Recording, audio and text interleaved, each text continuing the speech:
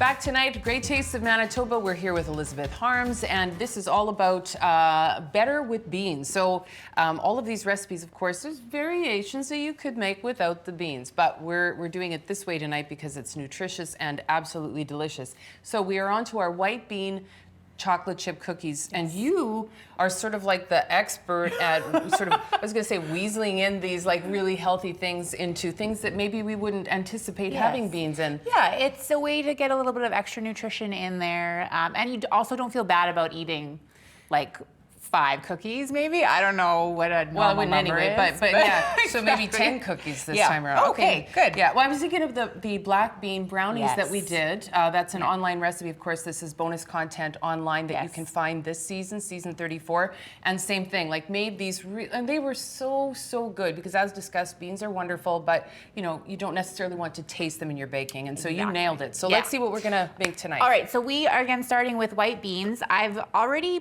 kind of pureed them in the blender.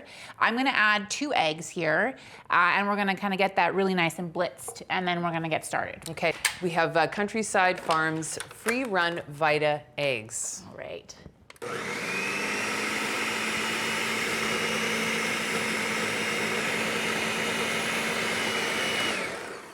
Okay. So this is basically just pourable. Yeah, I'm gonna do a quick scrape. In a minute, okay. And then one last blitz to get everything in there, and then we can pour it straight into our mixture.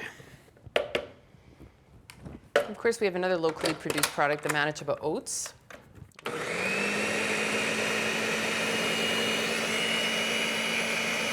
All right, looks great. Okay, before we pour, we're gonna move on to our classic baking first step, which is creaming butter and sugar. Okay. So I've got a cup of baking margarine here. You can use butter as well, of course. I've got half a cup of sugar, white sugar, and then a cup of brown sugar. Add that in. So do you wanna do the honors and give that a mix for me? I have never used this. Maybe we'll give it to Elizabeth Harms. There we go. Hold the bowl for me, thank you. There we go.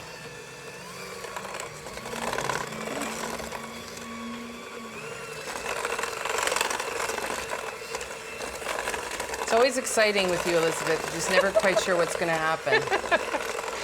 I like to keep everybody on their toes. Yeah, you sure do. All right, that's pretty good. Well, you know, I mean, it's like, it's just a beater, right? But they all have different buttons and they all do something just a little bit different. It's like, well, I think I can do that, but okay. All right, Thank you for saving me. No problem. All right, so like I said, this guy's pourable. So we're gonna do just that. And pour that straight in there. Okay. And then do we want to kind of go through that same process again? Or are we just We're gonna just gonna go straight into the spatula. Spatula now, okay. And give that a good stir. So I used a whole can of white beans for this. Wow. Yeah. Yeah, and I mean, you can sort of see like a little bit in terms of like the consistency, but once we kind of get it incorporated, it's just gonna become part of that delicious cookie batter. Yeah. Or cookie dough. All right, I'm gonna add a couple of teaspoons of vanilla. Mm-hmm. And if you want to keep stirring that for me. Sure, yeah. I'm just not sure what to do with this, but we're just going to park it there. All right, and I will kind of move on to the dry ingredients. Please. So I've got about 1.5 cups of flour here. I'm going to add some oats, as you were mentioning earlier. Yeah. I've got baking soda and salt, of course. And finally, we are adding a teaspoon of cinnamon, which I think is a nice little addition to chocolate chip cookies. Always a nice touch, yeah. Yeah. It also makes the house smell like delicious, right? It's not a bad thing. No, definitely not.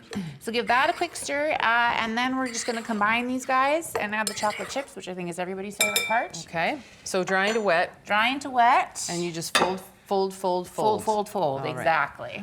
Okay. Do you wanna be in charge of the chocolate chips, or? Yes. Okay, then shall I take over folding? Yes. Excellent. So just, or you wanna get this a little bit more incorporated before we... A little more incorporated. Okay. There we go. Please tell me they all go in there. Of course they all go in there. What a silly question. All right, of course. Have at her. Wonderful. Yep. Okay.